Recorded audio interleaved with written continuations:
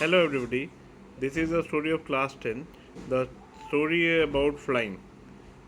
It is one of the English chapter number 3.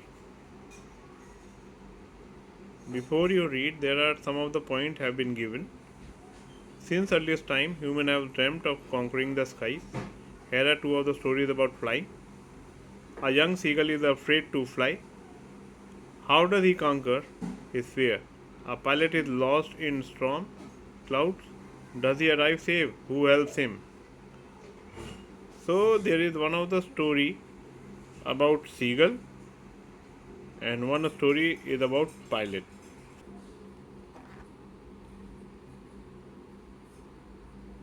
His first flight.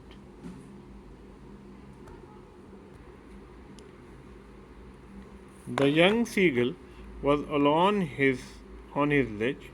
His two brothers and his sister had already flown away the day before. He had been afraid to fly with them.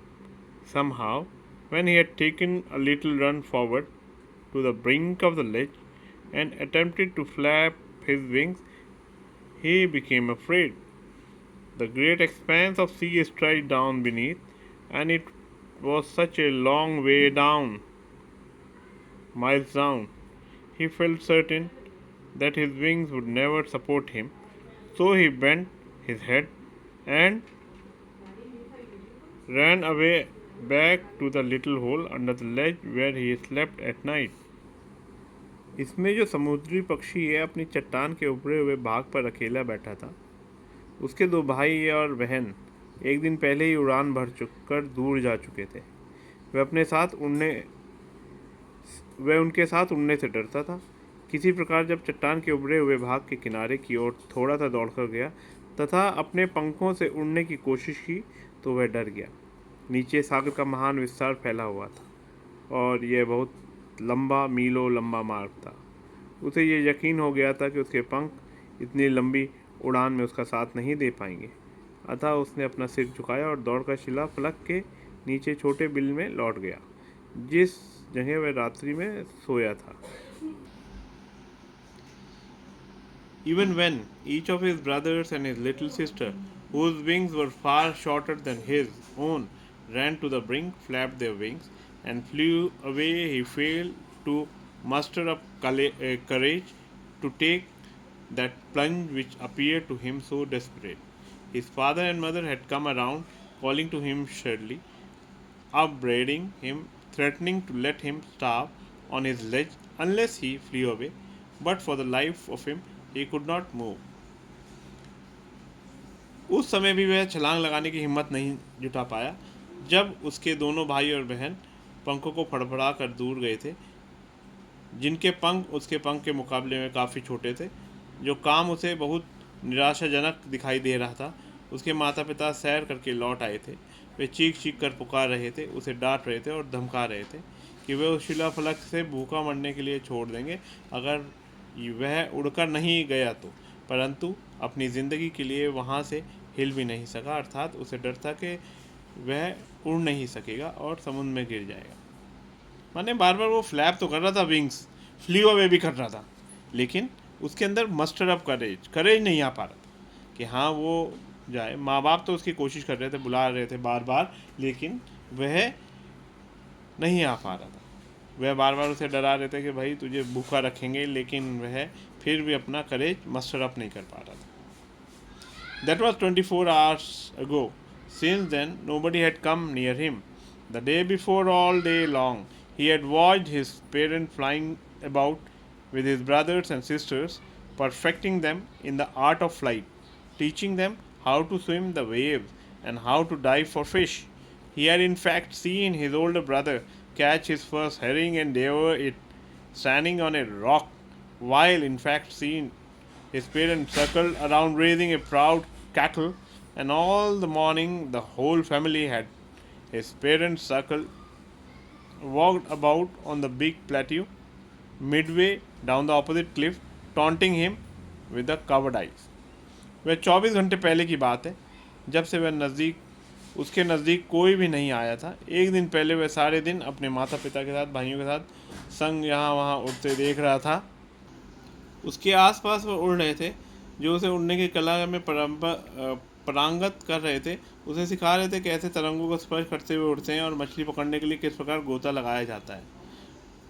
उसने असलियत में अर्थात अपनी आंखों से अपने बड़े भाई बहन को प्रथम बार हेरिंग मछली पकड़ते हुए और उसे चट्टान के ऊपर खड़े होकर निकलते हुए देखा था, जबकि उसके माता पिता प्रसन्नता से गर्वित होकर आवाज़ करते हुए चारों तरफ चक्कर काट रहे थे। और सामने की चट्टान की ढलान के बीच में बड़े पठार पर समस्त परिवार सारी सुबह उसके कायरता के लिए मजाक उड़ाते हुए इधर उधर घूमते रहे। यानी सभी कोशिश कर रहे थे कि वो उड़े, लेकिन उसके अंदर बस एक डर था जिसको निकालना था। The sun was now ascending the sky, blazing on his ledge that faced the south. He felt the heat because he had not eaten since the previous nightfall. Then he had found a dried piece of mackerel's tail at the far end of his ledge. Now there was not a single scrap of food left. He had searched every inch, rooting among the rough, dirt-caked straw nest where he and his brothers and sisters had been hatched. He even gnawed at the dried pieces of spotted eggshells. It was like eating a part of himself. अब सूरज उगना शुरू कर दिया था और प्रकाश में धूप आनी शुरू हो गई थी। दक्षिण की तरफ उसका मुंह था। गर्मी का अनुभव उसको हो रहा था क्योंकि उसने पिछली रात से कुछ नहीं खाया था। तब उसने शिला के फड़क के एक किनारे पर एक मैकरेल के पूंछ का एक टुकड़ा देखा, जो कि वेस्टेज होता है, फिर भी उसको खाने की कोशिश की। अब भोजन का कोई भाग भी शेष नहीं रह गया था और प्रत्येक इंच को खोजा, बेकार मिट्टी से सनी हुई घास फूस में खोजा जहाँ पर उसके भाई बहनों का जन्म हुआ था। तभी उसके अंडे का एक सूखा हुआ भाग टुकड़ों को काट डाला। वह ऐसा लग रहा था कि वह अपने ही किसी हिस्से को खा रहा है। He had then trotted back and forth from one end of the ledge to the other, his grey body the color of the cliff, his long grey legs stepping daintily, trying to find some means of reaching his parents without having to fly. But on which side of him? The ledge ended in a sheer fall in precipice, with the sea beneath, and between him and his parents there was a deep white chasm.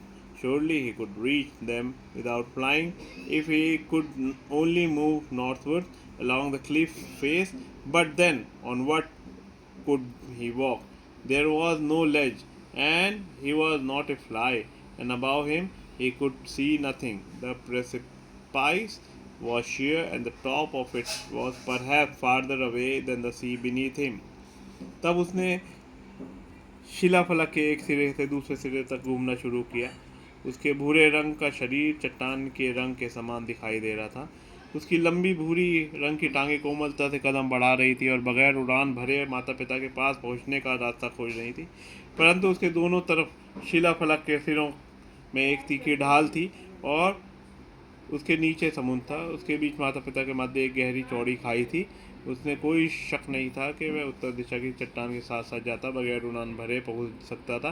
परंतु वह चलता किस वस्तु पर? वहाँ कोई शिला फलक मौजूद नहीं थी और वह कोई मक्खी नहीं था और उसके ऊपर किसी भी चीज़ को नहीं देख सकता था। चट्टान बिल्कुल सीधी तीखी थी और शिखर के नीचे स्थित सागर से भी ज़्यादा फासले पर था। He stepped slowly out to the brink of the ledge and standing on one leg, with the other leg hidden under his wing, he closed one eye, then the other, and pretended to be falling asleep. Still, they took no notice of him. He saw his two brothers and sister lying on the plateau, dozing with their heads sunk into their necks. His father was preening the feather on his white back. Only his mother was looking at him. She was standing on a little high hump of the plateau, her white breast thrust forward. Now and again she tore at a piece of fish and lay at her feet and then strapped each side of her beak on the rock. His father was preening the feather on his white back. Only his mother was looking at him.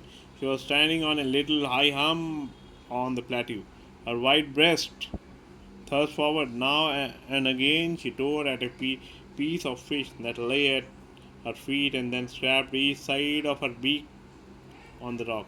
The sight of the food maddened him. How he loved to tear food that way, scraping his beak now and again to wet it. He uttered a low cackle. His mother cackled too and looked over at him. यानी धीरे धीरे फिलक के सिरे पर वह पहुंचा और एक टांग पे खड़ा होकर दूसरी टांग के अपने पंख को नीचे छिपाया हुआ था। पहले एक आंख बंद कर रखी थी, फिर दूसरी भी बंद करके सोने का दिखावा करने लगा। लेकिन उसकी तो किसी को परवाह नहीं थी। भाई बहन सो रहे थे, ऊँग रहे थे और छोटे टीले पे पिताजी अपना फेदर्स अपने पंख साफ कर रहे थे। माँ ही उसकी तरफ ध्यान दे रही थी, मछली के हिस्से दिखा रही थी कि शायद उसके अंदर आ जाए। वह भी सोच रहा था कि हाँ उसके अंदर कुछ ऐसे आए, और वह ध्वनि कैकल कर रहा था, बार बार आवाज़ें निकाल रहा था। माँ भी उसकी तरफ ध्यान दे रही थी। Gagaga, he cried, begging her to bring him some food. Go, she screamed back derisively, but he kept calling plaintively, and after a minute or so to utter a joyful scream, his mother had picked up a piece of fish and was flying across to him with it. He leaned out eagerly, tapping the rock with his feet, trying to get nearer to her as she flew across. But when she was just opposite to him, abreast of the ledge, she halted, her legs hanging limp, her wings motionless, the piece of fish in her beak almost within reach of his beak. He waited a moment in surprise, wondering why she did not come nearer, and then, maddened by hunger, he dived at the fish. With a loud scream, he fell outwards and downwards into space. His mother had swooped upward. As he passed beneath her, he heard the swish of her wings. माने वो चीखता रहा, भोजन लाने की प्रार्थना करता रहा, को निंदा के लहजे पे कोशिश कर चीखने लगा।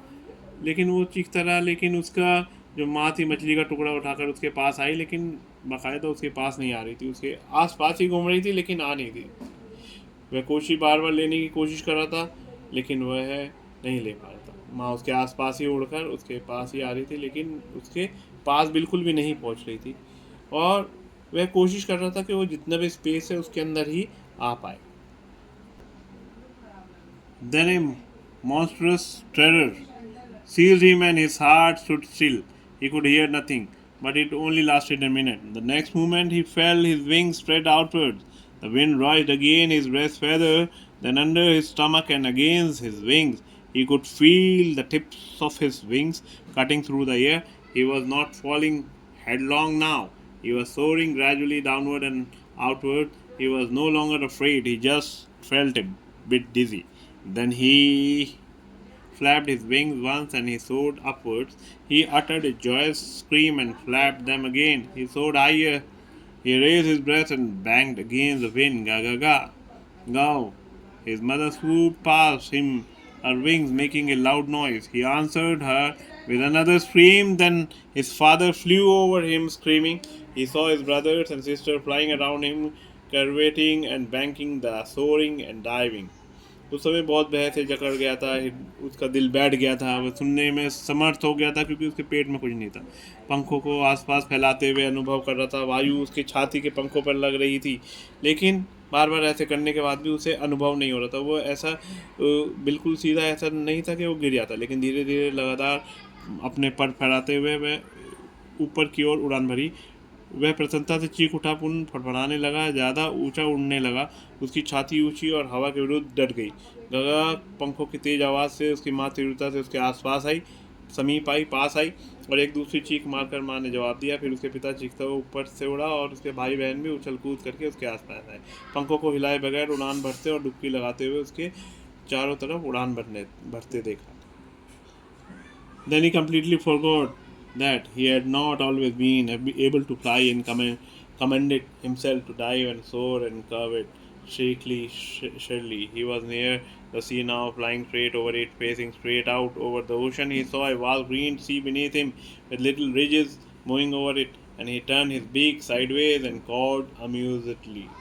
उसके बाद मैं भूल गया कि हमेशा उड़ान भरने में समर्थ नहीं था, और वो खुशी से, प्रसन्नता से चीखते हुए गोता मारने लगा, मंडराने लगा और टेढ़ी उड़ान भरने की प्रशंसा की। जब वह समुद्र के पास आ गया तो सीधे उड़ान भरने के संकोच करने में समुद्र की ओर देखता रहा, सीधा रहा। उसके नीचे बहुत बड़ा हरा समुद्र था।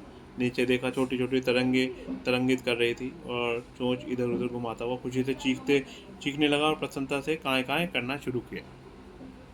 His parents and his brother and sister was landed on his green, flooring ahead on him. They were beckoning to him, calling shrilly. He dropped his legs to stand on the green sea. His legs sank into it. He screamed with fright and attempted to rise again, flapping his wings. But he was tired and weak with hunger, and he could not rise. Exhausted by the strange exercise, his feet sank into the green sea, and belly touched then his belly touched it, and he sank no farther. He was floating at it, on it, and around him his family was screaming, praising him, and their beaks were offering him scraps of dogfish. उसके parent भाई बहन आसपास green flooring उसके आगे थे, उसको बार बार चीख रहे थे। नीचे उसने अपनी पैर हरे समुंदर में डाला, डूबा और चीखने लगा। उसने कोशिश की कि हाँ जी वो अपने पैंख फैलाए। भूख तो लग रही थी, इसलिए वो थोड़ा सा थका हुआ था, भूखा था, एग्जॉस्टेड था, एक्सरसाइज थी।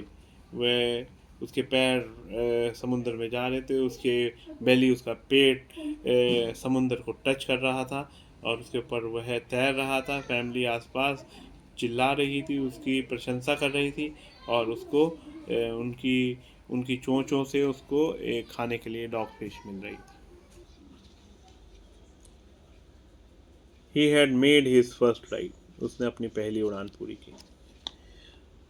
अब ये थोड़े से क्वेश्चन आंसर्स हैं इसके, इसमें कोई इतना मुश्किल नहीं है, इसको बस करना है। प्लीज़ देखिए, लाइक एंड सब्सक्राइब करिए। Thank you.